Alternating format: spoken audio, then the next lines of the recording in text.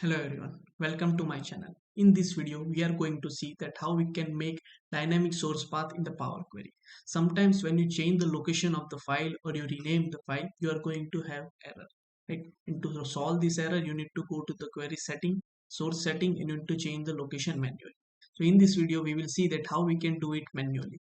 So we are going to make path dynamic with the help of parameter.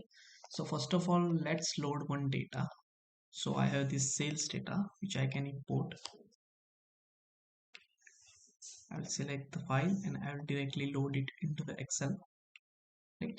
So now I will create one parameter with the table for the location. So I'll rename here location. You can rename this shed as path. Right. And here I'm going to paste the location of the Excel file. So I'll go to my folder.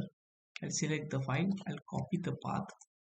I'll paste the path here, and now I'll convert this data into the table form. Obviously my table has a headers, and now I will take this data into the Power Query, right?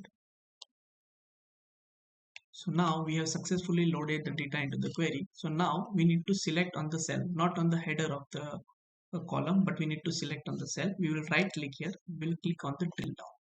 Once we click on the drill down, now it is become as a variable, right? So now we can rename it as a path. Now if we go to our sales file, in the source you can see here is the location of the file, right? So I can just remove this location, and here we can type the path, right, which is our parameter.